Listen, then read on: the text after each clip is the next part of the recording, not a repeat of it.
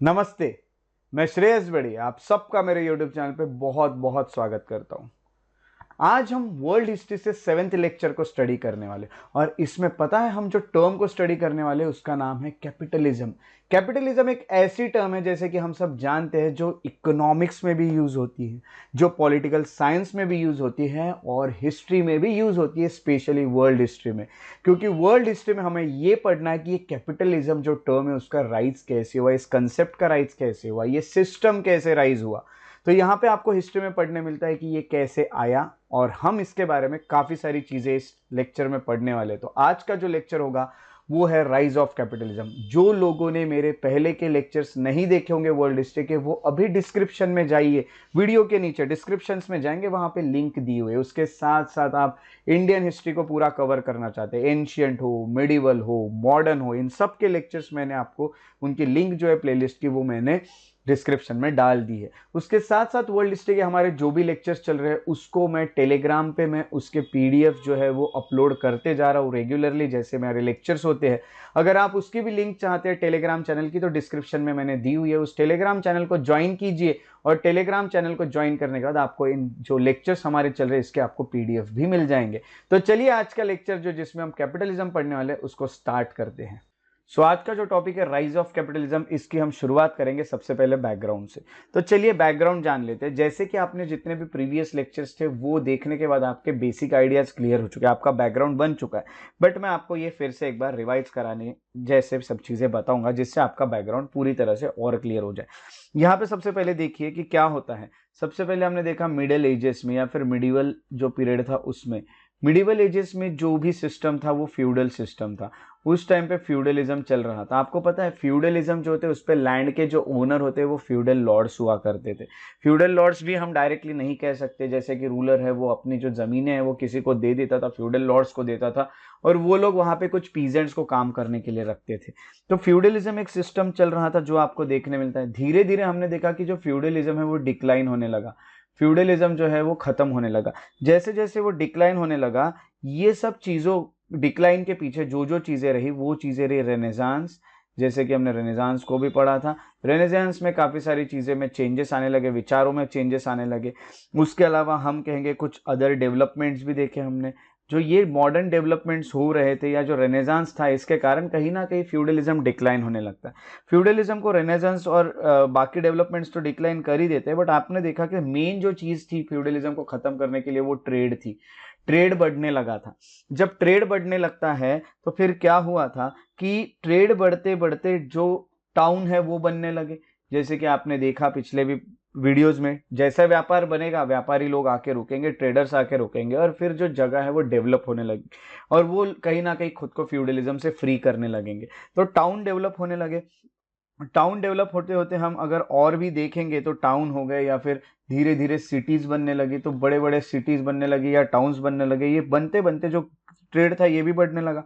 Trade बढ़ने लगा तो डिमांड बढ़ने लगी। जब डिमांड बढ़ने लगी तो आपको यहाँ पे पता चलता है कि जो मैन्युफैक्चरिंग गुड्स थे वो भी यहाँ पे कहीं ना कहीं बढ़ने लगा उनका प्रोडक्शन। तो मैन्युफैक्चर्ड गुड्स का प्रोडक्शन यहाँ पे बढ़ने लगा। अब गुड्स ज़्यादा मैन्युफैक्चर होने लगे। गुड्स जब ज़्यादा मैन्युफैक्चर होते हुए आपको दिखता है, जिनको पहले लग्जरी गुड्स कहते थे, कुछ लोग ही मंगाते थे, आज ये गुड्स की डिमांड हर तरफ से आने लग रही थी। अब मैन्युफैक्चर्ड गुड्स बढ़ने लगे तो आपको पता चलेगा कि जब डिमांड बढ़ रही है तो प्रोडक्शन बढ़ाना पड़ेगा और प्रोडक्शन बढ़ाना है तो प्रोडक्शन की टेक्निक्स बदलना पड़ेगा। तो टेक्निक्स बदलेगी तभी तो प्रोडक्शन ज्यादा होगा। तो ये सब चीजें एक दूसरे से जुड़ी हुई आपको समझती है। टेक्निक्स जब बनने लगी तो एक अलग सा टेक्निक के चलते एक रिवॉल्यूशन आने लगा, जिस रिवॉल्यूशन को हम इंडस्ट्रियल रिवॉल्यूशन कहते हैं। तो ये पूरी टर्म्स आपके माइंड में अभी क्लियर हो चुकी है। ये टर्म्स को देखते हुए अभी हम स्लाइड पे जाते हैं। तो सबसे पहले जैसे कि आपको ये पता है कि मिडिल एजेस जो था वहां पे फ्यूडलिज्म था, जो इकोनॉमिक सिस्टम था ये डिक्लाइन होने लगता है। ये जो प्रोसेस थी इसमें रिनेसांस और बाकी डेवलपमेंट जो थे इनका बहुत बड़ा रोल था। टाउन्स डेवलप करने लगे, सिटीज डेवलप करने लगे, ट्रेड बढ़ने लगा। ट्रेड बढ़ते बढ़ते जो प्रोडक्शन था वो भी बढ़ने लगा। प्रोडक्शन बढ़ने लगा तो डिमांड बढ़ने रही थी। डिमांड जैसे जैसे बढ़ रही थी गुड्स की, जिनको पहले लग्जरी गुड्स कहा जाता था और जो सिर्फ फ्यूडल लॉर्ड्स मंगाते थे, अभी वो डिमांड जो थी हर एक जो भी लोग थे वो मंगाने लग गए गुड्स को, उसकी डिमांड बढ़ने लगी। डिमांड बढ़ने के कारण अब क्या होता है कि जो लाइफ थी न्यू टाउन और सिटीज में, वो कहीं ना कहीं नए गुड्स की ज्यादा डिमांड कर रही थी, क्योंकि कैसा है कि आप नए मॉडर्न एरिया में रह रहे हैं, मॉडर्न आपका मॉडर्नाइजेशन हो गया, आप ज्यादा गुड्स की डिमांड करेंगे, गुड्स की डिमांड ज्यादा होने लगी, और ये जितने भी फैक्टर्स थे ये कहीं ना कहीं प्रोडक्शन बढ़ना चाहिए इन चीजों के तरफ जा रहे थे। अब लग रहा था जो भी मर्चेंट्स थे उनको या जो भी इंडस्ट्रियलिस्ट थे उनको कि हमने प्रोडक्शन जो है वो बढ़ाना चाहिए। अब जब इनको लगने लगा कि प्रोडक्शन बढ़ाना चाहिए, तो for a long time however the technique and organisation of producing good, इसमें कोई बहुत ज्यादा इंप्रूवमेंट नहीं हुआ था। बहुत टाइम तक आपने देखा था जब फ्यूडल सिस्टम चल रहा था, तो फ्यूडल सिस्टम में जितनी चीजें बनाई जा रही थी वो उनको जितनी लगती है उतनी ही बनाई जा रही थी, यानी हम कहेंगे लोकल यूसेज के लिए बनाई जा रही थी। ऐसा कुछ नहीं था कि वो बाहर जाके बेचनी है।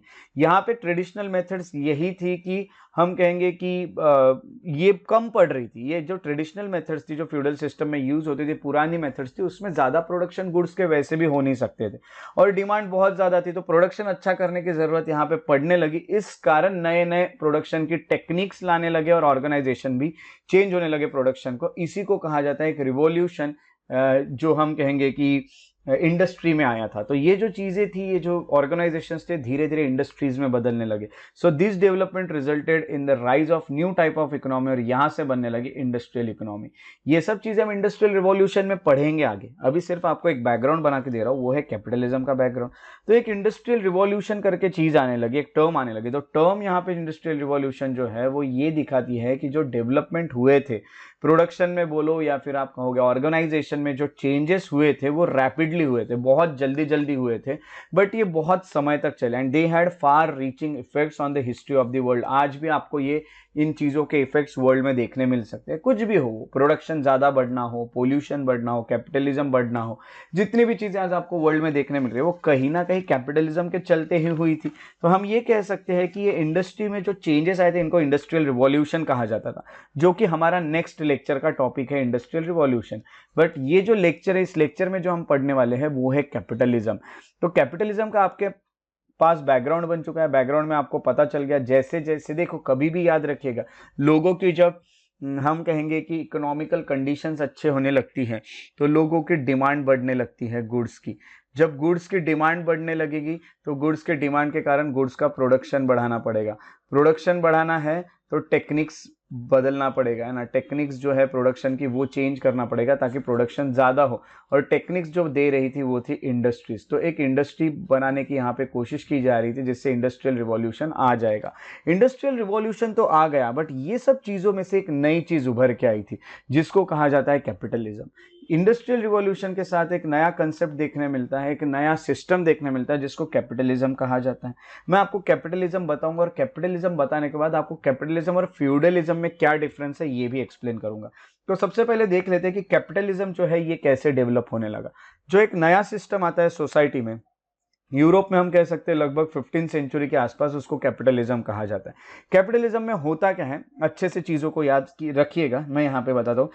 कैपिटलिज्म में जो भी चीजें, यानी आप बोल रहे हो कि आप देखोगे कि जो भी गुड्स प्रोड्यूस किए जा रहे हैं यहाँ, गुड्स प्रोड्यूस्ड, वो पूरे ओनर उसके जो होते हैं वो ओन करते हैं बाय प्राइवेट प्लेयर्स।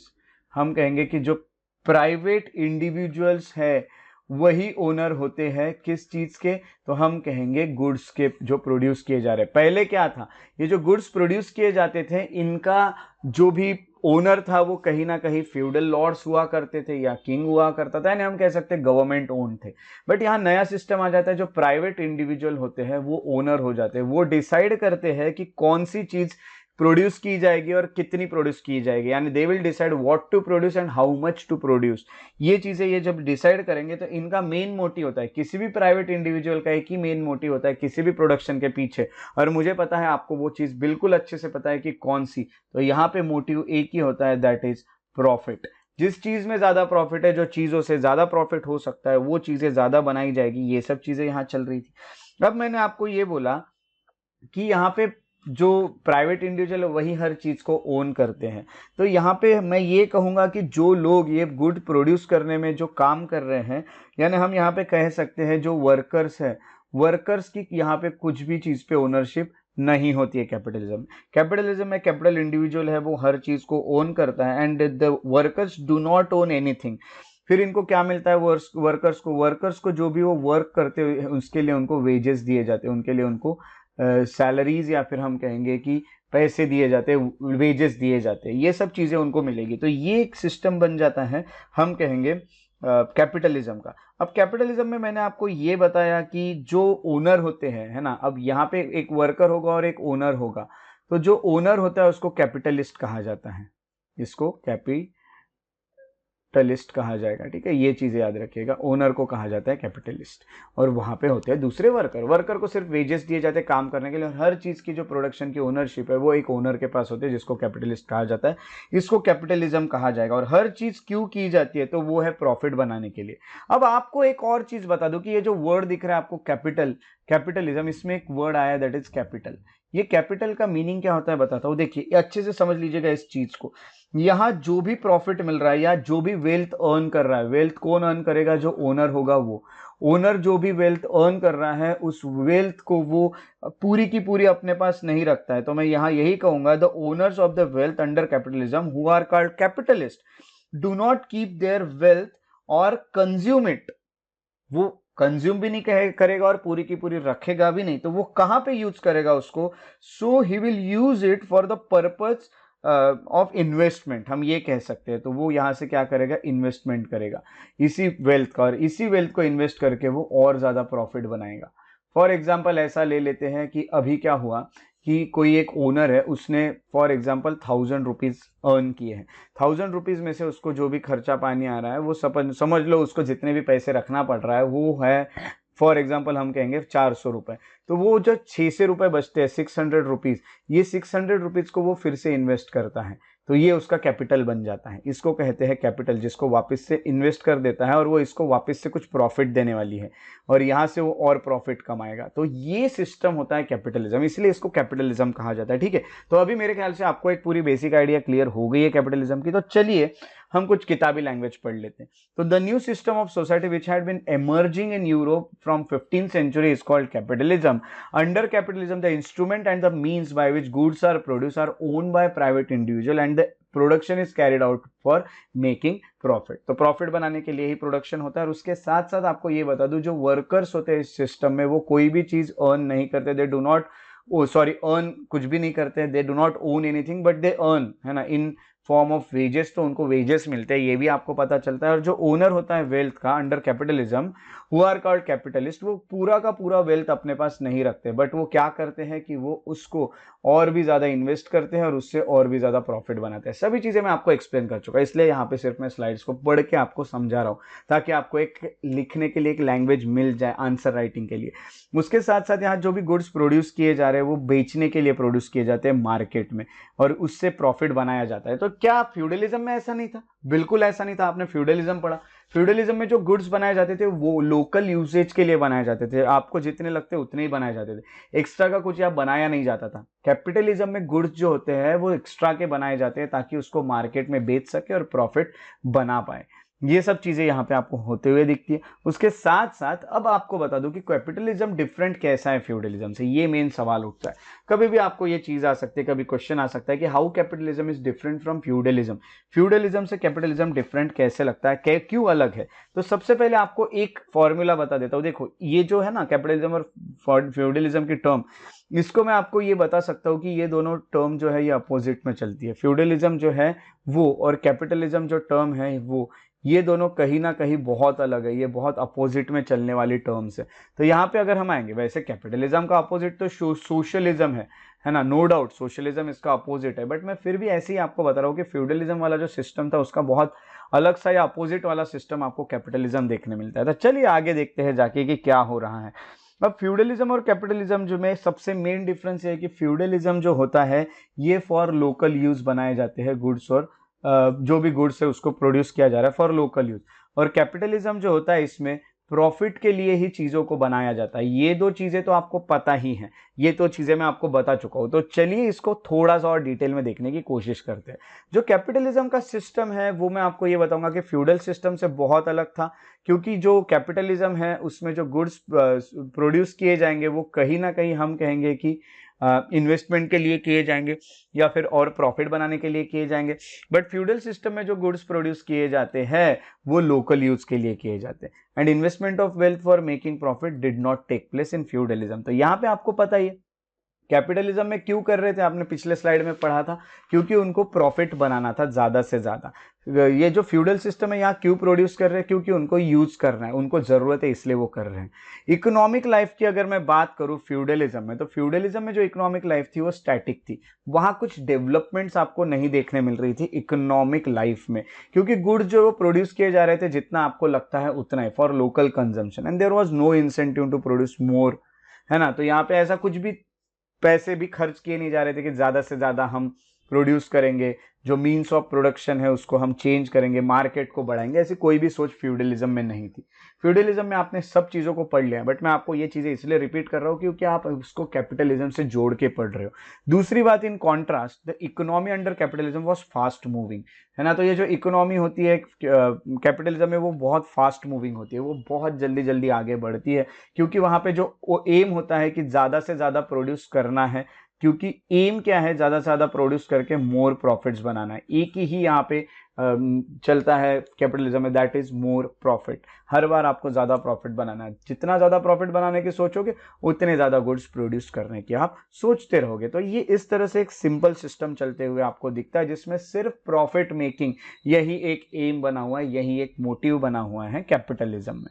उसके अलावा कैपिटलिज्म बढ़ा कैसे, अब यहाँ पे आपने ये तो देखा कि कैपिटलिज्म फ्यूडलिज्म से अलग कैसा है। अब आपको ये पढ़ने मिलेगा कि कैपिटलिज्म की ग्रोथ कैसे हुई, how capitalism began to grow. अब कैपिटलिज्म जो होता है वो धीरे धीरे बढ़ते गया, काफी सारे डेवलपमेंट जो थे इसके बढ़ने के पीछे वो पहले के लेक्चर्स में भी हम कवर कर चुके हैं कि मॉडर्नाइजेशन हुआ, रेनेसांस हुआ, जिसमें चेंजेस हुए, थिंकिंग के चेंजेस हुए, नए नए डिस्कवरीज हुई, नए नए रूट्स पता चले, सी रूट्स पता चले, शिप्स बनी, बहुत सारे चेंजेस आते गए। यानी हम कहेंगे कि मॉडर्न टेक्निक्स बहुत सारी निकली थी। अब ये सब चीजें निकली, हमने पिछले इसमें देखा कि डेवलपमेंट्स बहुत हुए हैं। अब इन डेवलपमेंट्स के चलते कैपिटलिज्म कैसे बढ़ा, तो सबसे पहले डिस्कवरी होने लगे नए लैंड्स की। ये जो लोग थे ये नए नए लैंड्स को डिस्कवर करने लगे। जैसे आप देख सकते हो कि कहीं ना कहीं हम कहेंगे अफ्रीका पता चल गया, अफ्रीका से सी रूट पता चल गए, उसके अलावा इंडिया तक पहुंच गए लोग, एशिया में पहुंचे हैं। तो आप यहाँ देख रहे हैं कि discovery of new lands and establishment of colonies, और धीरे धीरे ये कॉलोनीज बनाने लगे। कॉलोनीज क्यों बनाते हैं, कॉलोनीज में इनको दो चीजें मिलती है, जो भी आपका मार्केट है वो वहां पे बढ़ेगा, क्योंकि आपको वहां पे मार्केट मिलता है, वहां आपको बेचने के लिए लोग मिल जाते हैं अपने गुड्स जो बने, और दूसरा आपको गुड्स बनाने के लिए जो रॉ मटेरियल लगता था, ये रॉ मटेरियल यहाँ से मिल जाता है। फॉर एग्जाम्पल कॉलोनी से उठा के लेके जाएंगे cotton as a raw material, वहां से बना के लाएंगे कोई फैब्रिक, कोई कपड़ा, और उस कपड़े को मार्केट में बेचेंगे। यानी रॉ मटेरियल हमसे आया और हमको फिनिश गुड लेके उन्होंने बेच दिया। ऐसी ये कॉलोनीज बनाया करते थे। तो कॉलोनीज में इनके ट्रेड बढ़ते थे, तो इन्होंने क्या किया, नई नई लैंड्स की डिस्कवरी की। जैसे इंडिया की भी डिस्कवरी होती है, वास्को द गामा ने इंडिया को ढूंढ लिया। इंडिया को ढूंढने के बाद आपने देखा धीरे धीरे किस तरह से ये लोग अपना रूल एस्टेब्लिश करने लगे, यूरोपियंस। वास्को द गामा ने ढूंढा, ये बात अलग है कि पोर्तुगीज जो है या पोर्तुगल है वो इंडिया पे तो पूरी तरह से रूल नहीं कर पाया, बट आपने देखा कि आगे ब्रिटिश ने आके रूल कर दिया, ब्रिटिश ने कॉलोनी बना दी। कॉलोनी बनने के कारण बहुत ज्यादा ट्रेड बढ़ने लगा, आपको रॉ मटेरियल ज्यादा मिलने लगे, प्रोडक्शन आप ज्यादा करने लगे, प्रोडक्शन ज्यादा करने लगे तो आपको मार्केट मिलने लगा, मार्केट में लेके आप चीजें बेचने लगे, और जो वेल्थ थी वो मर्चेंट्स के पास आने लगे, और मर्चेंट्स जो है वो रिच होने लगे, वो वेल्दी होने लगे। जो ट्रेड था वो ट्रेड उन्होंने सिर्फ गुड्स का ही नहीं किया, धीरे धीरे उन्होंने ट्रेड ह्यूमंस का भी करने लगा। तो जो ट्रेड थे included also in human beings, यानी आप देख रहे हैं कि ट्रेड इन ह्यूमन बींग्स भी यहाँ पे शुरू हो जाता है। दैट इज स्लेव ट्रेड, जिसको स्लेव का ट्रेड कहा जाता है। गुलाम कहते थे ये लोग, गुलामों को लेके जाते थे और प्लांटेशंस पे रखते थे, रॉ मटेरियल पे काम करेंगे, कोई इंडस्ट्री में काम करें, जहां आपको काम कराना है वहां पे ये लोग काम करा लेते थे इन स्लेव्स से। तो स्लेव्स का ट्रेड बहुत चलता है, और पता है सबसे ज्यादा स्लेव का ट्रेड कहाँ करते थे ये लोग, अफ्रीका में। अफ्रीका से स्लेव्स को लेके जाते थे, क्योंकि इनका मानना था कि जो अफ्रीका के लोग होते हैं वो किसी भी कंडीशंस में काम कर सकते हैं, they have that capacity to work in any condition, कितनी भी गर्मी रहे, कितनी भी ठंड रहे, वो उनमें वो कैपेसिटी है कि वो काम कर पाएंगे। इस तरह से स्लेव्स बहुत ज़्यादा लेके जाने लगे। कॉलोनाइजेशन जो था उसमें वेल्थ को ये लोग प्लंडर करने लगे, यहाँ की वेल्थ वहाँ ले जाने लगे। जहां वो कॉलोनी बनाते थे वहां की वेल्थ पूरी की पूरी खींच के अपने एरिया में लेके जाते थे। तो जो एरिया कॉलोनाइज हो गया वहां से पूरी वेल्थ निकाल के निचोड़ के ये लोग लेके जाते थे और जो अपने कंट्री थे उसको कहीं ना कहीं ये डेवलप करते थे।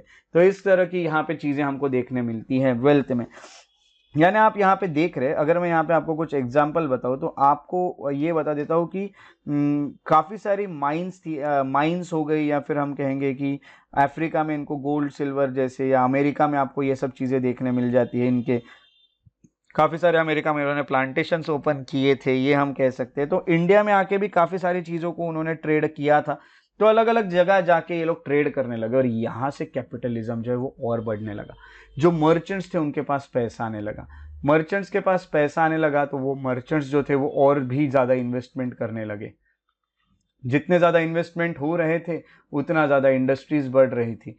इंडस्ट्रीज बढ़ने के कारण हम कहेंगे कि जितनी भी चीज़ें हैं वो कहीं ना कहीं क्या हो रही थी कि प्रोडक्शन बढ़ रहा है, इंडस्ट्रीज बढ़ रही है और इंडस्ट्रीज के टेक्निक्स बढ़ रही है, क्योंकि डिमांड ज़्यादा बढ़ने लगे। कॉलोनीज ज़्यादा, डिमांड ज़्यादा, डिमांड ज़्यादा, इंडस्ट्रीज में, टेक्निक्स में चेंजेस, और यही चीज़ें थी कि इंडस्ट्रियल रिवॉल्यूशन आ रहा था। तो आज का जो लेक्चर था जिसमें आपने कैपिटलिज्म को पढ़ा, ये जो कैपिटलिज्म है इसमें आपको सबसे पहले बता दूं, दिस कैपिटलिज्म इज मेनली, ये तो आपको पढ़ना पड़ता ही है क्योंकि आपके हम कहेंगे वर्ल्ड हिस्ट्री का पार्ट ही है ये। जो इस तरह के जो कंसेप्ट है वो आपके सिस्टम आपको वर्ल्ड हिस्ट्री में पूछे जाते हैं, but it also work as a background for industrial revolution.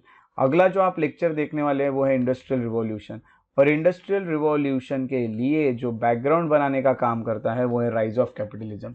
सो आज का लेक्चर आपको देखना बहुत ज़्यादा ज़रूरी है ताकि आप आगे आने वाले लेक्चर को समझ सके, दैट इज इंडस्ट्रियल रिवॉल्यूशन।